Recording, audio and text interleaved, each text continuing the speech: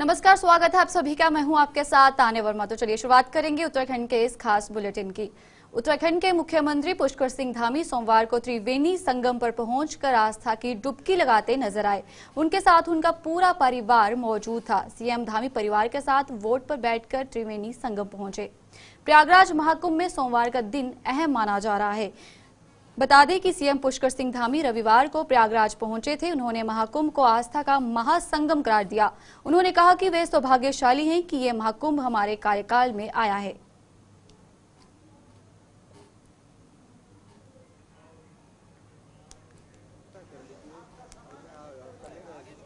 संगम नगरी प्रयागराज में समानता के साथ समरसता कार्यक्रम का आयोजन हुआ। कार्यक्रम में उत्तराखंड के मुख्यमंत्री पुष्कर सिंह धामी, श्री पंचायती निरंजनी अखाड़ा के आचार्य महामंडलेश्वर स्वामी कैलाशानंदा गिरी और परमार्थ निकेतन के प्रमुख चिंदानंद सरस्वती समेत कई प्रमुख साधु संत शामिल हुए। कार्यक्रम को संबोधित करते हुए सीएम पुष्कर सिंह धामी ने समान नागरिक संहिता की आवश्यकता पर अपने विचार रखे। उन्होंने कहा कि उत्तराखंड आजादी के बाद समान नागरिक संहिता लागू करने वाला देश का पहला राज्य है। समान नागरिक संहिता सभी के लिए समान अधिकार सुनिश्चित करेगी। समान नागरिक संहिता में ऐसा प्रावधान किया गया है कि अब कोई भी अपनी पहचान नहीं छुपा पाएगा। अब आफ्ताब जैसा कोई व्यक्ति श्रद्धा जैसी बेटी के साथ क्रूरता नहीं कर पाएगा। मुझे पूरा विश्वास है कि भारत के सभी राज्यों में समान नागरिक संहिता लागू होगी।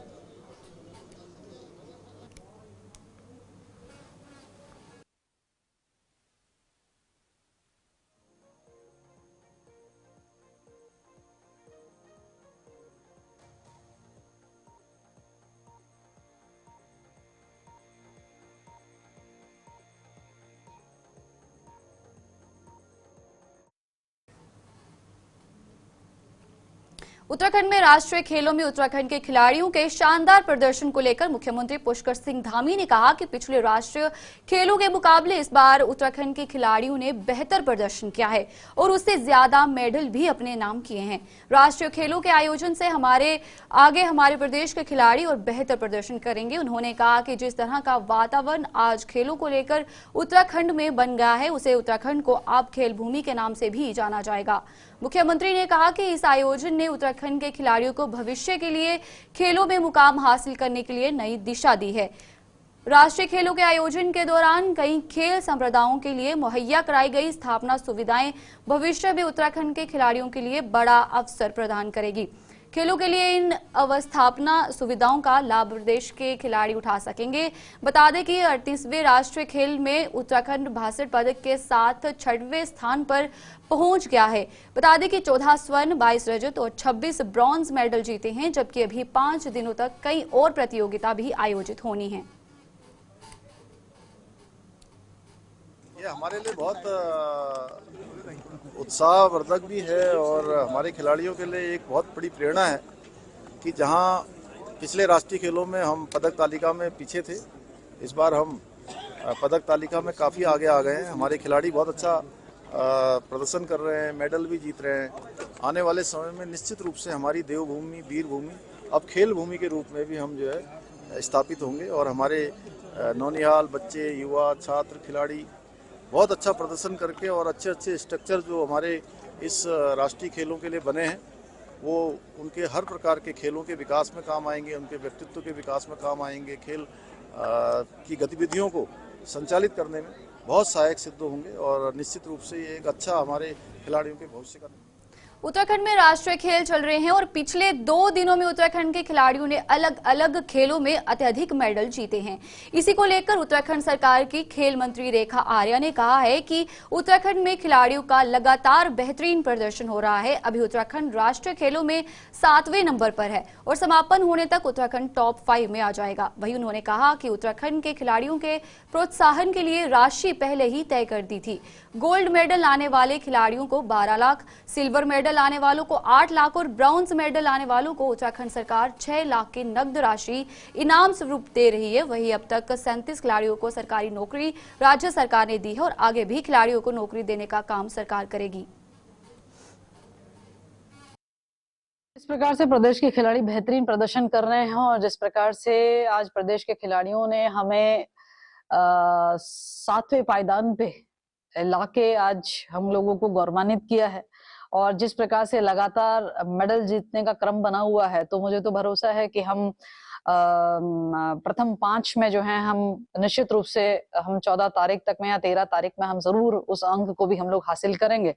तो उनको प्रोत्साहित करने के लिए मैं समझती हूँ कि यही रिजल्ट पाने के लिए वो निर्णय सरकार ने बहुत पहले ही कर दिए है। नगद इनाम धनराशि, गोल्ड मेडल लाने पे 12 लाख, सिल्वर मेडल लाने पे 8 लाख, ब्रॉन्ज मेडल लेके आने पे 6 लाख। तो ये निर्णय तो हम पहले ही कर चुके हैं। आउट ऑफ 10 जॉब हम 37 लोगों को दे चुके हैं, अब आने वाले समय में देंगे।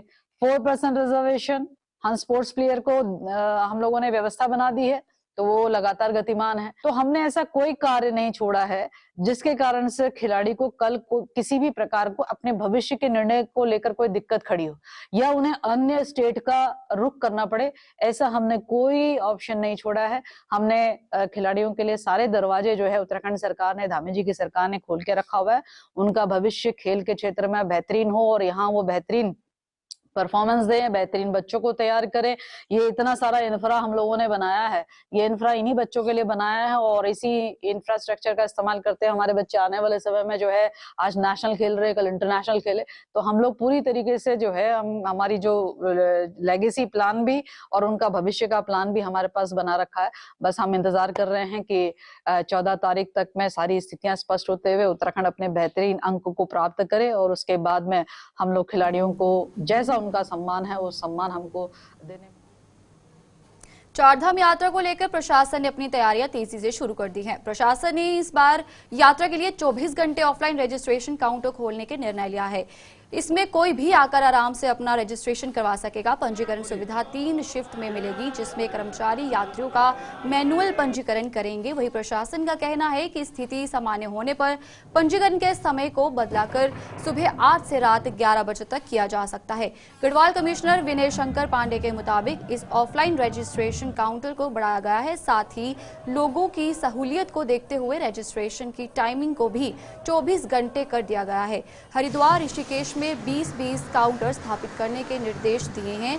बता दें कि हर साल लाखों की संख्या में भक्त 4 यात्रा में शामिल होते हैं और इस साल 4 की धाम की यात्रा 29 अप्रैल से शुरू होगी, जो कि परंपरागत रूप से यमुनोत्री से शुरू होकर बद्रीनाथ में खत्म होती है। चारधाम यात्रा के लिए सबसे लोकप्रिय रूट जो है वो हरिद्वार से शुरू होता है।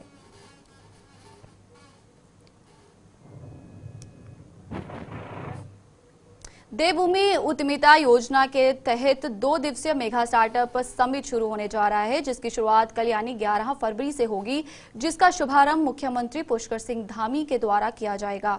इसका उद्देश्य प्रदेश में युवाओं को उद्यमिता और नवाचार से जोड़ना है। योजना को लेकर सहायक निदेशक उच्च शिक्षा डॉक्टर दीपक कुमार पांडे ने कहा है कि इस योजना के तहत 124 देवभूमि उद्यमिता केंद्र शुरू किया जा चुके हैं और साथ ही उन्होंने बताया कि अब तक कॉलेज के छात्रों द्वारा 7 पेटेंट फाइल जो है वो किए जा चुके हैं, जिसमें से 1 पेटेंट को स्वीकृति भी मिल चुकी है।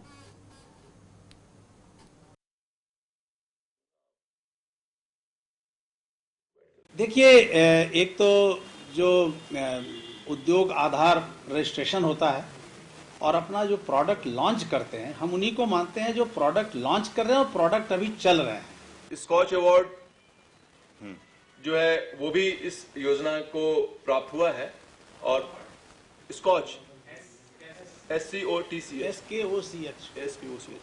स्कॉच अवार्ड, तो ये SKOCH, तो ये 15 तारीख को अभी नई दिल्ली में सेक्रेटरी सर उस अवार्ड को लेने जा रहे हैं। तो ये भी एक बहुत महत्वपूर्ण उपलब्धि है 1 सालों में इस योजना के लिए।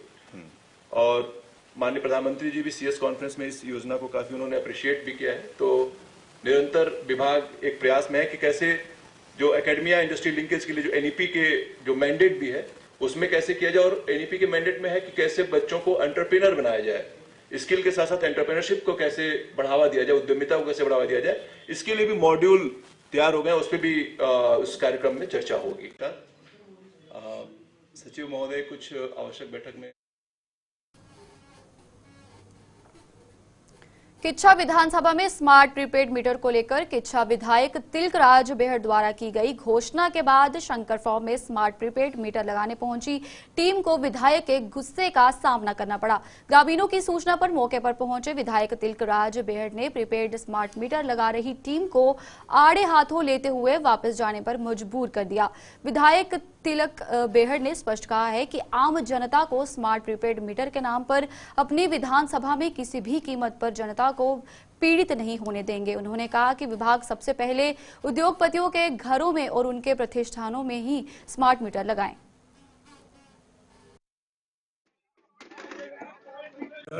गरीबों का खून चूसने वाला है। मैंने रुद्रपुर चुनाव में भी कहा था, मैं यहाँ भी कह रहा हूँ, मैंने पहले भी कहा था अपनी विधानसभा में लगूंगा। कोई अपनी मर्जी से लगवाता है, अपना नुकसान कराना चाहता है, अपना बर्बादी कराना चाहता है तो वो लगवाए। गरीब नहीं लगवाना चाहते। अभी मेरे से भंगा में शंकर फार्म में मीटर लगाने के लिए पहुंचे थे 5 गाड़ियों के साथ। 10 पेटियां थी उनके पास, 10 पेटी लेकर गए हुए थे। एक पेटी में 6 आते हैं, 60 लेकर गए हुए थे। 60 या कितने आते हैं मैंने तो कभी देखी पेटी, और घूम रहे थे अंदर। वहाँ के लोगों ने मुझे फ़ोन किया, वहाँ उन्होंने रोके रखा, उनसे बातचीत की, और वहाँ धमकाया जा रहा है ठेकेदार के द्वारा कि नहीं लगवाओगे 10,000 का जुर्माना पड़ेगा, FIR लॉन्च होगी तुम्हारे खिलाफ, इनकी वीडियो बनाओ।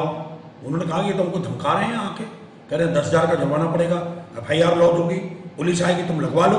लोग नहीं लगवा रहे थे, विरोध कर रहे थे।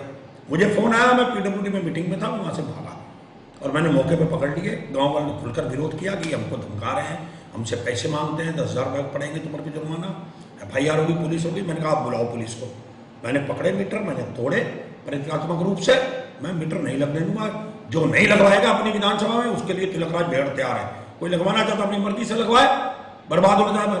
गरीब कोई नहीं लगवाएगा। मैं साथ खड़ा हूँ। किसी बस्ती में, किसी वार्ड में मीटर अपनी विधानसभा में नहीं लगने दिए जाएंगे जबरदस्ती।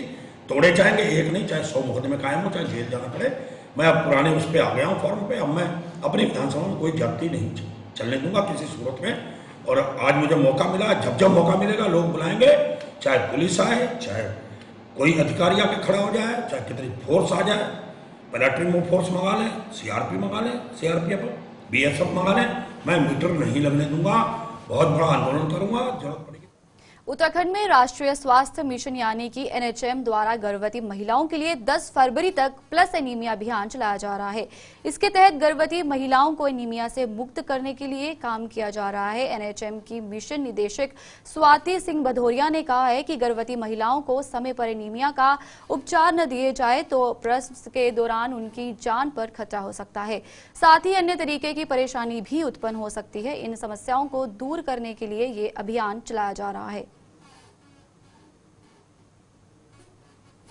जो हमारी गर्भवती महिलाएं होती हैं उसमें एनीमिया बहुत ही इंपॉर्टेंट हो जाता है कि अगर एनीमिया समय पे ट्रीटमेंट उसको नहीं मिली तो वो वर्स्ट केसेस में मैटरनल डेथ का भी रूप ले लेता है। और अगर कम भी सीवियर केसेस हैं तो उस केस में भी हमारा प्रीटर्म लेबर हो सकता है, या फिर जो मदर है उसके लाइफ लॉन्ग हेल्थ इम्प्लीकेशंस हो सकते हैं, या फिर प्रीमेच्योर बेबी हो सकता है। बहुत सारे उसके इम्प्लीकेशंस हो सकते हैं। और इसी के दृष्टिगत स्पेशली प्रेग्नेंट लेडीज पे फोकस करते हुए ये अभियान जो पल्स एनीमिया महाअभियान है उसकी शुरुआत की गई। तो इसमें हम लोग T4 स्ट्रैटेजी पे काम कर रहे हैं, जिसमें कि पहला T है हमारा टेस्टिंग, जिसका कि अभियान ऑलरेडी 3 से लेकर 10 फरवरी तक चल रहा है। इसमें सभी 1874 हमारे टोटल पूरे प्रदेश में केंद्र बनाए गए हैं, जहाँ पे ये टेस्टिंग का काम हीमोग्लोबिनोमीटर के माध्यम से ANMs के द्वारा किया जा रहा है।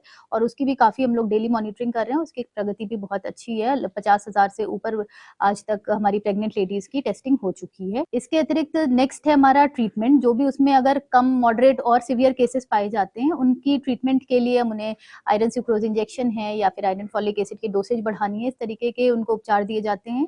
थर्ड है हमारा टॉकिंग, कि उन्हें ये बताया भी जाता है कि उनको खान पान में किस प्रकार से इम्प्रूवमेंट करना है और क्या चीजें कर सकते हैं जिससे एनीमिया में कमी आए।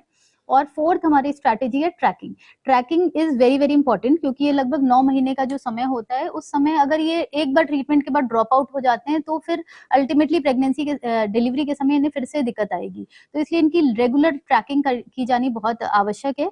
और इसके लिए T4 ऐप भी वो गवर्नमेंट ऑफ इंडिया के द्वारा बनाया गया है, और उसके माध्यम से सबकी ट्रैकिंग भी की जा रही है। जिनको रेफरल किया जा रहा है, जिनका ट्रीटमेंट दिया जा रहा है, उनकी ट्रैकिंग भी की जा रही है। साथ में जो सीवियर और मॉडरेट केसेस है वो हमारा 104 जो हेल्पलाइन है उसके माध्यम से भी उनसे बात करके उनकी ट्रैकिंग की जा रही है।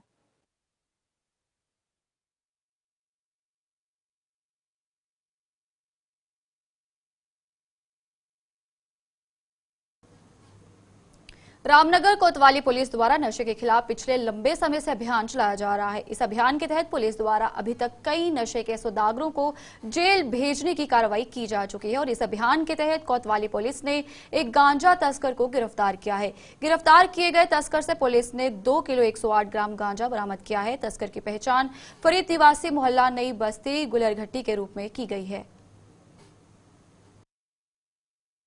देखिए, आज थाना रामनगर द्वारा फरीद पुत्र राशिद को 2 किलो 108 किलोग्राम गांजा से गिरफ्तार किया गया है। आरोपी नशे का आदी है, पूर्व में भी एनडीपीएस एक्ट में जेल जा चुका है और इसके विरुद्ध अभियोग पंजीकृत किया गया है। माननीय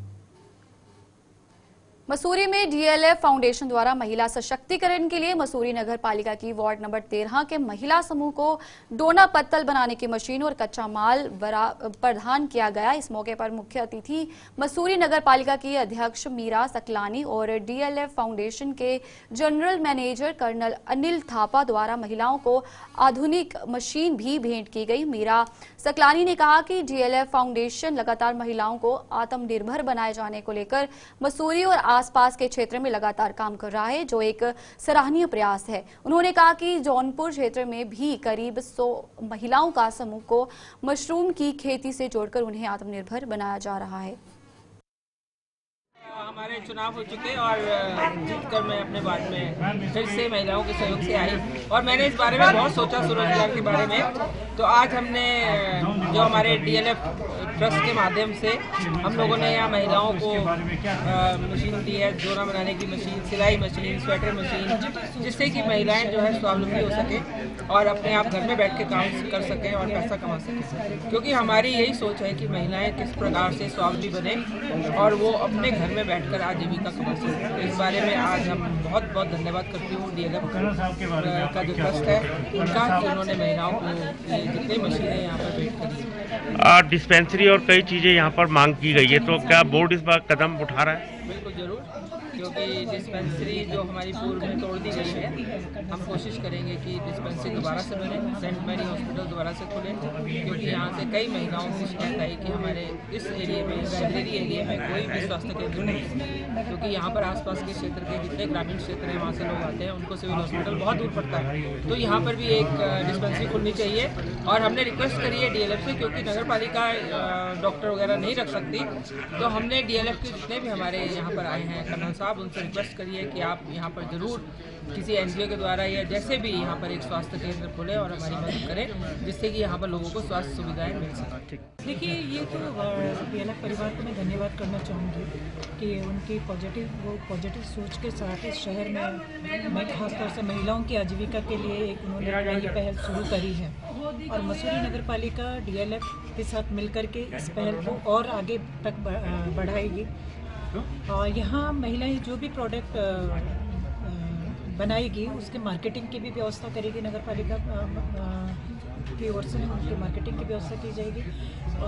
पुनः डीएलएफ परिवार को बधाई। देखिए, स्वास्थ्य से संबंधित मुद्दे तो समस्याएं यहाँ मसूरी में है ही और नगर पालिका के अधिकार क्षेत्र में जितना होगा उसको पूरा किया जाए। वुमेन एम्पावरमेंट यानी नारी सशक्तिकरण के लिए इस समय हम कार्य कर रहे हैं। उसके उपलक्ष्य में आज हमने लगभग 100 नारियों को रोजगार दिलाने के अवसर प्राप्त करा रहे हैं। उसमें हम इनको डोना पेपर प्लेट मेकिंग मशीन और पिको मशीन 6-7 मशीन और उसके अलावा ऊन से बनियान बुनने वाला निटिंग मशीन दे रहे हैं और साथ ही साथ इनके टीचर और ट्रेनिंग का भी हमने व्यवस्था किया है और उसके साथ हमने इनको जो है रॉ मटेरियल भी दिया ताकि ये काम शुरू कर सके और इनको हमने ये भी बोला है कि आगे चल के अगर इनको कोई भी परेशानी आती है या किसी भी प्रकार का इनको मदद चाहिए तो हम उनके साथ हमेशा जुड़े रहेंगे और करेंगे। और इसके अलावा अभी हम खतीम के आगे भी जो है लगभग 100 महिलाओं को हम मशरूम फार्मिंग में मदद देने जा रहे हैं, जिसका कार्यक्रम इस महीने के आखिरी हफ्ते में होगा। और मसूरी में अभी हमने 6 विधवाओं को जो है रिसेटल किया, उन्होंने डोना मेकिंग बनाना शुरू किया और उनका अभी आमदनी भी आना शुरू किया। मार्केटिंग एक बहुत बड़ा इशू रहेगा। यस, ये मार्केटिंग हमारा बहुत बड़ा इशू है। ये चीज़ हमने बहुत विस्तार से डिस्कस किया है और हमने बोला है कि हम भी उनको मदद करेंगे। तो एक हमने जहाँ भी ये महिलाओं की टीम है वहाँ पे एक हमने ऐसी मॉनिटरिंग टीम बनाई है जो इनको कंट्रोल करेगी और साथ ही साथ इनको मार्केटिंग में मदद करेगी, और उस मार्केटिंग टीम के साथ मैं डायरेक्टली कांटेक्ट में रहूँगा। लक्सर कोतवाली क्षेत्र अंतर्गत बाड़ीटीप गांव में एक हिंदू नाबालिग किशोरी अपहरण मामले ने तूल पकड़ लिया है। नाबालिग किशोरी के बरामद न होने के विरोध में हिंदू संगठनों ने भीकम चौकी का घेरा किया। इस दौरान हिंदू संगठनों ने कार्यकर्ताओं में जमकर नारेबाजी की और जल्द ही आरोपियों की गिरफ्तारी कर किशोरी के बरामद करने की मांग की। लक्सर पुलिस क्षेत्र अधिकारी नताशा सिंह से बात की तो उन्होंने बताया कि लगातार दबिश दी जा रही है कि जल्द ही आरोपियों को गिरफ्तार कर नाबालिग किशोरी को सकुशल बरामद किया जाएगा।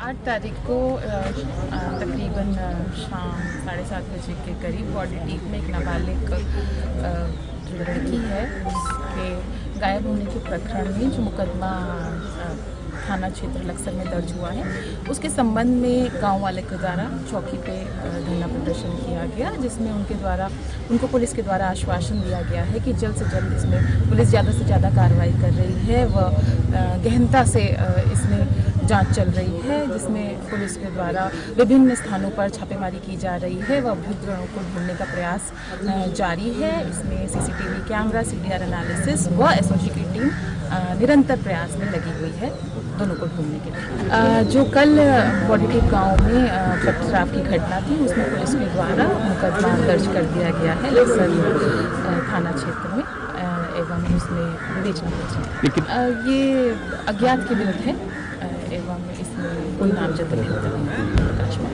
जारी है। विवेचना प्रचलित है, जो भी प्रकाश में आएगा उसको उत्तरकाशी में एक परिवार अपनी पीढ़ी दर पीढ़ी अपनी परंपरा को बनाए हुए हैं और ये परिवार गंगोत्री धाम से जल भरकर महाशिवरात्रि के दिन पशुपतिनाथ में चढ़ाने की परंपरा को आज भी बनाए हुए हैं। परंपरा के अनुसार गंगोत्री धाम के कपाट खुलने के दौरान अक्षय तृतीया के पावन पर्व पर विधि विधान के साथ ये जल भरा जाता है और जिसकी साल भर विशेष पूजा अर्चना के साथ ही ये जल उत्तरकाशी से विधि विधान के साथ नेपाल के पशुपतिनाथ के लिए रवाना किया गया। ये जल विभिन्न पड़ाव से होते हुए नेपाल पहुंचेगा, जहां महाशिवरात्रि के दिन ये जल पशुपतिनाथ को चढ़ाया जाएगा। विश्व शांति और सनातन धर्म को बनाए रखने के लिए हर साल गंगोत्री धाम से ये जल भरा जाता है और शिवरात्रि पर नेपाल के पशुपतिनाथ को चढ़ाया जाता है।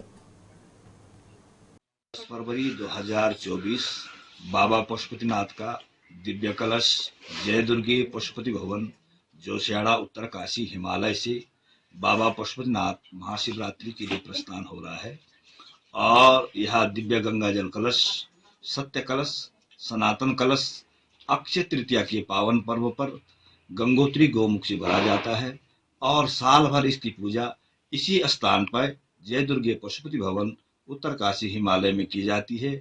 उसके उपरांत यह दिव्य गंगा जल कलश महाशिवरात्रि के लिए बाबा पशुपतिनाथ को समर्पित है और विश्व शांति के लिए, सनातन एकता के लिए, अखंडता के लिए और समस्त शिष्य परिवार के कल्याण के लिए ये निरंतर 10 पीढ़ी से नित्य बाबा पशुपतिनाथ को समर्पित है और जो भी भगत इस दिव्य गंगा जल कलश का दर्शन करता है उसके समस्त मनोकामना पूर्ण होती है।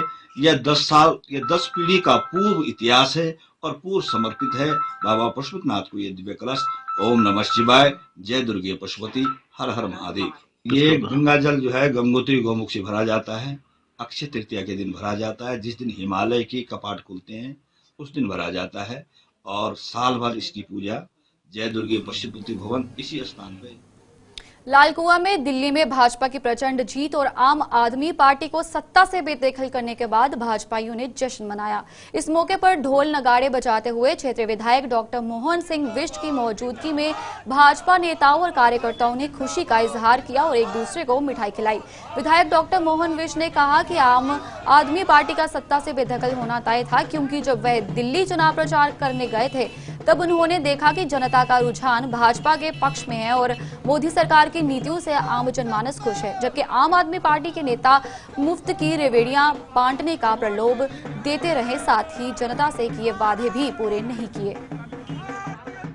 निश्चित रूप से पूरे देश में जिस तरह भारतीय जनता पार्टी के पक्ष में लहर चल रही है, उसी प्रकार दिल्ली में भी वहां की जनता ने स्पष्ट जनादेश देकर भारतीय जनता पार्टी को सेवा करने का मौका दिया है और माननीय प्रधानमंत्री जी के नेतृत्व में जो भारतीय जनता पार्टी की सरकार केंद्र में चल रही है उसके कार्यों को देखकर, उनके विकास कार्यों से प्रभावित होकर और दिल्ली के भविष्य को उसको सुरक्षित करने के लिए, दिल्ली को आगे बढ़ाने के लिए, स्वच्छ दिल्ली बनाने के लिए ये मतदान भारतीय जनता पार्टी के पक्ष में हुआ है।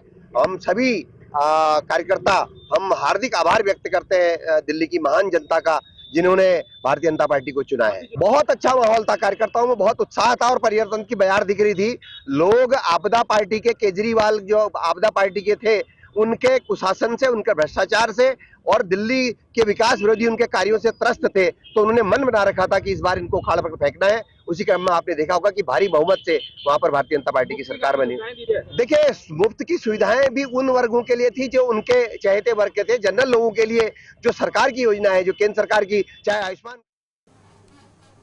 चलिए, उत्तराखंड के इस खास बुलेटिन में फिलहाल इतना ही। मुझे दीजिए इजाजत। नमस्कार।